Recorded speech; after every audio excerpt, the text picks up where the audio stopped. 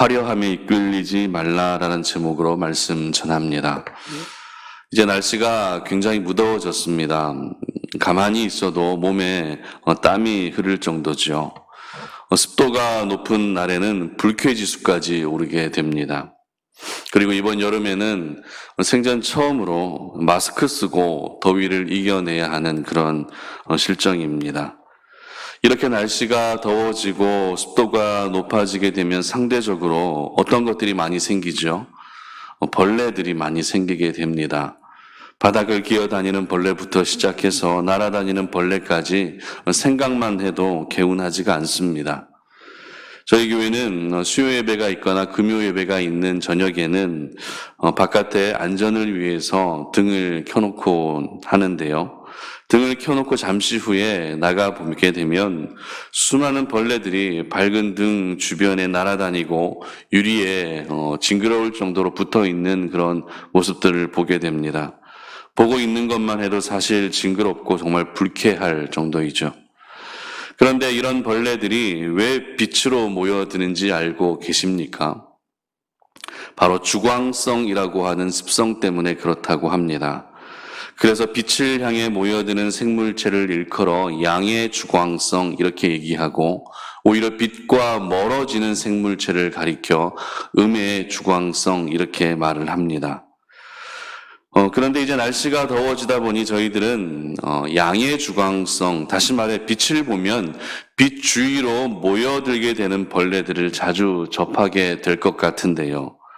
벌레들에게 있어서 빛이라는 것은 사람에게 비유하자면 바로 화려함이 아닐까라는 그런 생각을 하게 됩니다. 더 가까이 가서 보고 싶고 나도 그렇게 화려해지고 싶어하는 화려함을 동경하는 모습이 빛을 향해 모여드는 벌레들의 모습이라 할 수 있을 것 같습니다. 오늘 본문은 두 가지 이야기를 함께 기록하고 있는데요. 첫 번째 이야기는 가난한 과부의 헌금에 대한 이야기이고, 또 하나의 이야기는 성전이 무너지고 또 종말이 오게 될 것에 대한 말씀을 기록하고 있습니다. 그렇다면 이 두 가지 스토리의 공통점은 무엇일까요? 헌금과 종말. 어찌 보면 전혀 공통점이 보여지지 않는 것 같지만 자세히 묵상하게 되면 한 가지 공통점을 우리는 발견하게 됩니다. 그것은 바로 화려함에 이끌리면 안 된다라는 것입니다. 조금 더 구체적으로 말씀을 드리면, 먼저 가난한 과부의 헌금 이야기에서 가난한 과부와 대조되는 사람이 등장합니다. 그들이 누구입니까? 부자들입니다. 성경은 오늘 부자들의 모습을 풍족한 모습으로 기록하고 있습니다. 사실 부자로 사는 것과 가난한 사람으로 사는 것 중에 선택하라 한다면 대부분의 사람들이 부자의 삶을 살겠다라고 선택할 것입니다. 부자의 모습은 눈으로 보기에 어떻습니까? 화려합니다. 그러다 보니 나도 그 화려함을 쫓게 되고 그렇게 되고 싶어하고 화려함에 이끌리게 되는 것이죠. 그러나 오늘 예수님은 부자의 모습이 아니라, 그 부자의 화려한 모습이 아니라 가난한 과부의 모습을 인정해 주셨음을 기억할 수 있었으면 좋겠습니다. 눈에 보여지는 화려함이 아니라 눈에는 초라해 보여도 그 삶에 진정성이 있다면 그것은 하나님의 기쁨이 되는 것입니다. 그리고 이어서 사람들이 성전을 가리켜 아름다운 돌과 헌물로 꾸민 것을 보며 감격해하죠. 그러나 예수님은 이 화려한 성전마저도 모두 무너지게 될 것이고 곧 종말이 찾아오게 될 것을 말씀하시는 것입니다. 따라서 저희들은 오늘 부자의 풍족함을 보며 화려한 인생을 동경해서는 안 됩니다. 그리고 아름다운 성전을 보며 눈에 보이는 화려함에 매료당하는 일도 역시 없어야 할 것입니다. 눈에 보이는 것이 결코 전부가 아니라는 것이죠. 그럼에도 많은 사람들은 눈에 보이는 화려함을 쫓아 인생을 살고 있습니다. 그러나 하나님의 사람들은 오늘 화려함에 이끌려 살아서는 안 되는 것이죠. 눈에 아무리 화려함이 보인다 할지라도 그것이 전부가 아님을 깨닫고 눈에 보이지는 않지만 영적인 것, 우리 하나님께 전적으로 이끌린 삶을 살아갈 수 있는 저와 여러분들 되시기를 축복합니다. 오늘 저희들에게 주시는 메시지를 함께 생각해 봤으면 좋겠는데요. 첫 번째는 적당하게 믿지 말고 전심으로 믿어야 한다라는 것입니다. 4절 보시기 바랍니다. 저들은 그 풍족한 중에서 헌금을 넣었거니와 이 과부는 그 가난한 중에서 자기가 가지고 있는 생활비 전부를 넣었느니라 하시니라. 아멘. 자, 오늘 본문은 부자의 헌금하는 모습과 가난한 과부의 헌금의 모습을 나란히 기록하고 있습니다. 여기에서 강조하고 있는 것은 헌금의 액수가 아님을 분명히 기억하셔야 됩니다. 여기서 강조하는 것은 헌금의 액수가 아니라 바로 헌금을 드리는 자세와 마음가짐이라는 것이죠. 그렇다고 부자가 헌금 드리는 마음가짐이 불손한 태도였다는 것도 아닙니다. 그리고 부자들의 헌금하는 마음가짐이 모두 이렇다라고 말할 수도 없습니다. 다만 예수님께서 강조하고 싶었던 것은 가난한 과부의 헌금 드리는 마음가짐을 강조하고 싶었던 것입니다. 그렇다면 가난한 과부는 어떤 마음가짐으로 오늘 헌금을 드렸던 것일까요? 일단 이 과부는 가난한 상황이었습니다. 그리고 과부라고 하는 또 하나의 상황이 있었습니다. 적어도 최소 이중고에 시달리며 힘겹게 살아온 여인이었다는 것이죠. 그런 여인이 헌금함에 2렙돈을 헌금하게 되는 것이죠. 렙돈이라고 하는 것은 당시 1데나리온의 128분의 1의 가치에 해당되는 돈이었습니다. 1데나리온이 노동자의 1일 품삯이기 때문에 오늘날의 화폐 가치로 계산을 해보게 되면 이 렙돈 한 동전은 바로 800원 정도가 되는 것이죠. 2렙돈이라고 하면 1,600원의 금액이 되는 것입니다. 그러나 거듭 말씀드리지만 이 금액이 중요한 것이 아니라 과부의 상황이 중요하다는 것입니다. 가난한 상태로 과부의 몸으로서 살아가는 데 있어서 1,600원은 생활비 전부였습니다. 그렇다면 인간적인 생각으로 한 끼 식사 정도는 해결할 수 있도록 일정 금액을 남겨놓고 헌금을 드리는 것이 일반적인 생각이지 않겠습니까? 그러나 이 여인은 그렇게 하지 않았습니다. 생활비 전부였고 이 돈을 헌금으로 모두 드리게 되면 당장 먹을 것을 구입하지 못해도 괜찮았습니다. 왜죠? 하나님께 헌금을 드리는 것은 나의 마음의 고백이고 믿음의 고백이라는 것을 잘 알고 있었기 때문입니다.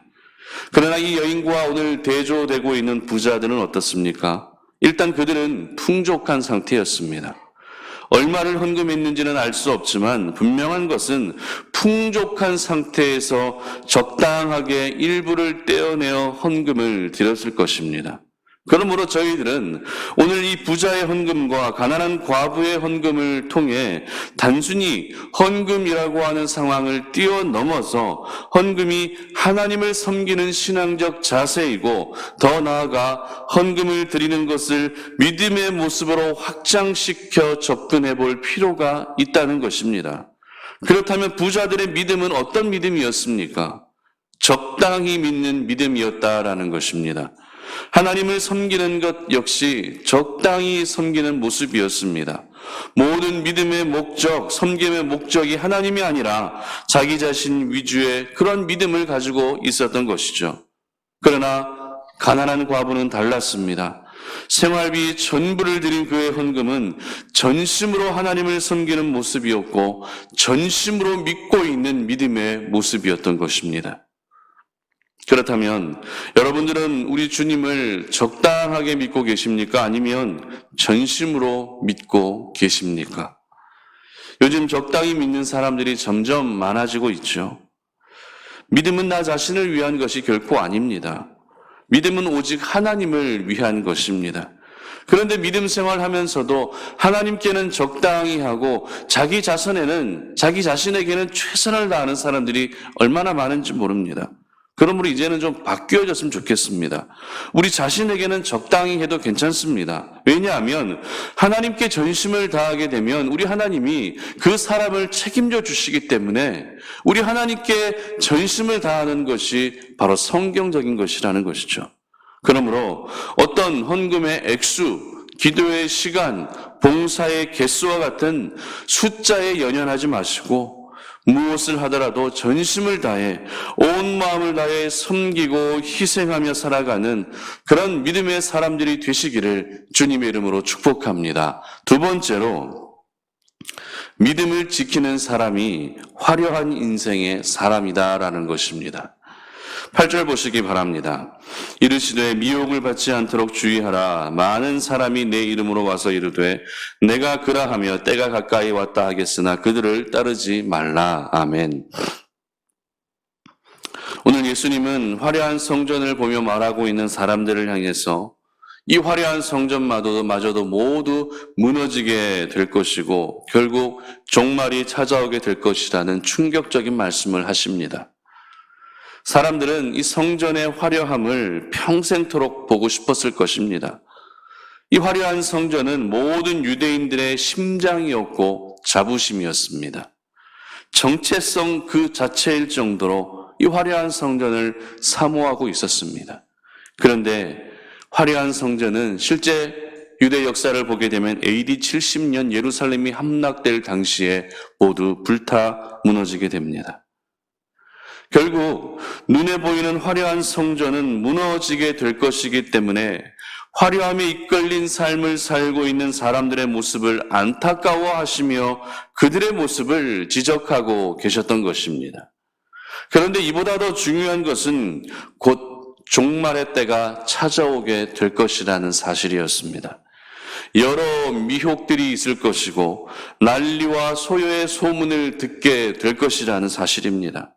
그리고 민족과 민족 간에 나라와 나라 간에 전쟁이 일어날 뿐만 아니라 지진과 기근과 전염병이 일어나겠고 또 이보다 더 무서운 일들, 하늘의 징조들이 있을 것이라 말씀하십니다. 그렇다면 이와 같은 최악의 상황을 겪게 될 사람들에게 예수님께서 무엇을 요구하고 계셨을까요? 바로 미혹을 받지 않도록 주의하라는 것입니다. 그들에게 이끌리지 말고 미혹을 받지 말라고 말씀하시는 것이죠. 그들을 따르지 말라는 것입니다. 다시 말해 마지막까지 믿음을 지키라는 것입니다. 종말의 때에 있게 될 여러 환난과 고통의 시간들은 반드시 찾아올 것이지만 그럼에도 하나님의 사람들은 어떻게 해야 된다고요? 믿음을 지켜야 된다라는 것입니다. 그런 점에서 최근 코로나19와 같은 전염병이 돌고 있는 상황에서도 변함없이 하나님을 사랑하고 믿음의 퇴보 없이 살아가고 있는 분들은 정말 대단한 분들이십니다. 끝까지 믿음을 지키고 있는 분들이심을 믿습니다. 그런데 예수님의 이 말씀이 주어진 시점이 언제였는가 하는 것을 오늘 저희들은 주목할 필요가 있습니다. 언제 이 말씀이 주어졌죠? 바로 화려한 성전이 무너지게 될 것을 말씀하시면서 종말의 때를 언급하셨다라는 것입니다. 그리고 미혹을 받지 않도록 주의하라고 말씀하셨습니다. 그러므로 저희들이 깨닫게 되는 중요한 사실은 눈에 보이는 건물이 화려한 성전이 아니라 마지막까지 믿음을 지키는 사람이 바로 화려한 인생의 주인공이 되는 것입니다. 이것이 가능한 이유가 무엇입니까? 건물만이 성전이 아니라 하나님을 믿고 따르는 우리 각자가 하나님의 성전이기 때문입니다.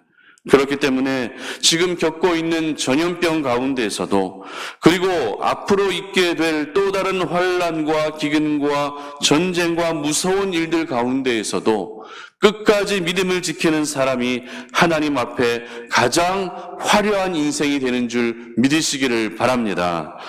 그럼 우리 이제 화려한 무언가를 세상 속에서 찾지 않으셨으면 좋겠습니다. 어떤 건물을 보며 화려함에 매료되고 어떤 사람의 잘 나가는 모습, 승승장구하는 모습을 보면서 그 삶을 동경하지 않으시기를 바랍니다. 가장 화려한 인생의 주인공은 바로 여러분 자신입니다.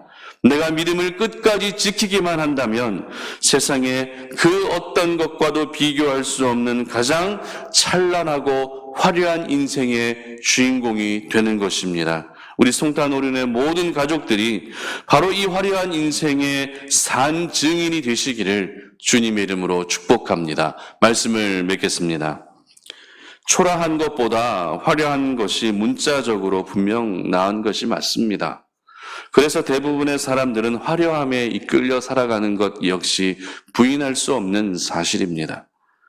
돈의 화려함, 사람의 화려함, 직업의 화려함, 또 스펙의 화려함, 이와 같은 수많은 화려함 속에 우리는 살아가고 있습니다. 그 화려함에 이끌려 살아가고 있습니다.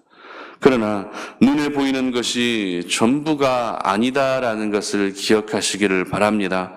부자의 풍족한 종이 드린 헌금보다 가난한 과부가 드린 생활비 전부인 2렙돈을 더 기뻐 받으셨던 우리 주님이십니다.